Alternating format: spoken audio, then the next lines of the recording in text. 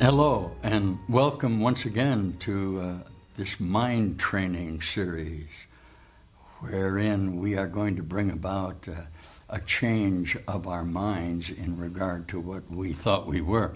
It's called A Course in Miracles. It's a systematic way to change our minds about all of the ideas that we would be a body, that we'd be alive in this world, that we could get old and sick and die. And those of you who have been watching the so-called master teacher, whatever that may mean, okay, are beginning to feel the experiences of the joy and love that I'm offering you through the evolvement of a certainty of a discovery of light that now surrounds me along with you, if you'll accept it from me as a teacher of God, that somehow I am giving you my blessings. Now, the manner in which I came to know who I am, okay, as a confession would be, I did not particularly employ the ideas of going out into the world and blessing my brother as a part of my certainty that as a minister of God, I could dispel love and bring that about. It didn't occur to me that way. It occurred to me in my need to love that I couldn't find within myself a satisfaction for a purpose for being here. Now, many of us are sharing that. We also discover, if you're with me at this time and place, that when you attempted to share the blessing that you began to experience in your need to find love within your relationship, you were required to deny someone else. Very simply, in your identity with yourself, in the specialization of that body form, you are expected to enclose yourself in a relationship that was denying you access to another segment of this world. And you call that love. And indeed, to you, it was love. Somewhere within this process of space-time, you have discovered with me that love is eternal, eternally creative, and forever. And to limit love through the limitations of fear that you impose on yourself is no longer attractive to you. The simple truth of the matter is you've been living in a dream of death. The revelation, the certainty that the Father and the Son are one, and that our minds actually share a single reality will come to all of us in a moment. Yet is that certainty not determined by our conceptual associations with each other, but in a moment of the realization that we actually share the light and love of God. Now, as your teacher, as you have instructed me, I am offering you through our teaching that in our blessing of each other, we can discover that we are a single mind. Let's practice that just a moment. We've been working with this, haven't we? And those of you who have seen the other videos. Let's try it. Ready? I can only give to myself. All around me are projections of my own mind that I have limited by my fear of the loss of myself. I'm afraid to bestow my entire blessings on them. First of all, because I might lose some of my own blessing. And secondly, I'm not actually certain that I can give blessing to everyone. And that's why you need the transformation of your mind. So you can understand that in a reality, you're actually only blessing yourself. Outside of you are all the ideas you have about yourself within this time containment. Let's practice. Say to me, are you ready? Ideas leave not their source. Say it. Yeah. All of the ideas you have about yourself within this space-time continuum are still with you. And they certainly include all the things that you hated and no longer wanted to be a part of you, from which you now defend yourself for fear of the realization that they might be included entirely within you. Now, what did this require? A rebirth in you.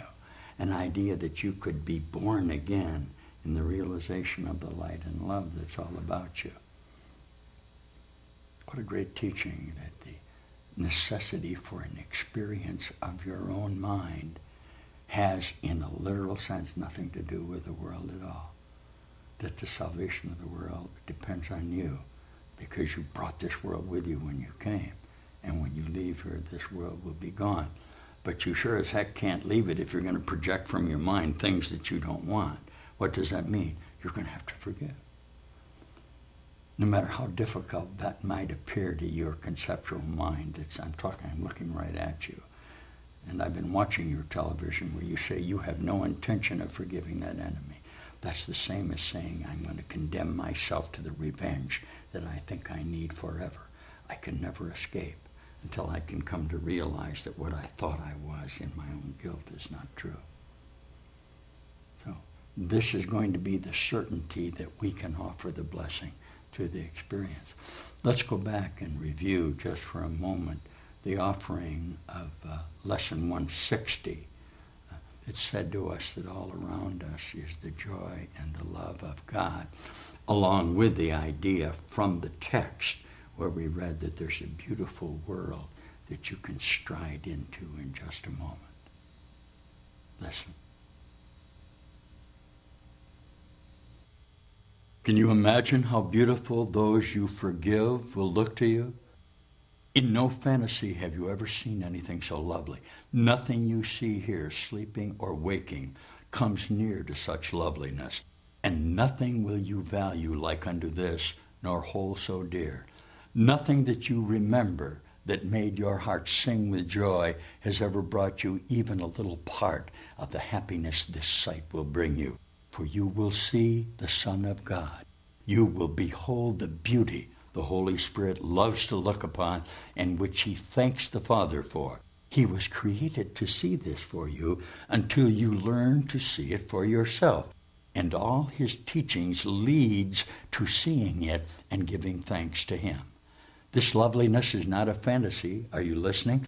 It is the real world, bright and clean and new, with everything sparkling under the open sun. Nothing is hidden here, for everything has been forgiven, and there are no fantasies to hide the truth. The bridge between that world and this is so little and so easy to cross that you could not believe it. It is the meeting place of worlds so different. Yet this little bridge is the strongest thing that touches on this world at all.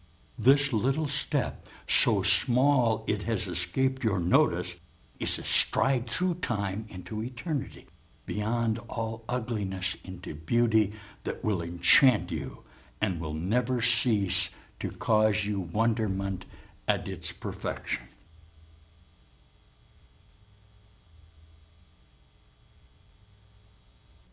Here we are now, entering in to that new world. The idea that it's a step in your own mind that you can make, not with the certainty of where you're stepping, okay? Because the certainty of where you're stepping will keep you in this world. Because this world is a projection of the latitude you employ within time to retain that old body. Those of you who are willing to accept my love for you, not based on your body at all, will begin to discover that this old guy that you identify as being around for 74 years actually is brand new at this moment. Will you look at me for just a moment, wherever you may be in time and space? I recognize you as brand new at this moment because this is the only moment that there is. Let's practice it together for a moment. We have, over a period of these, say how old you are, 30, 40, 50, 60, 70, 100, 1,000, 5,000 years old. How about 5,000 years? That'll take you back 3,000 years BC.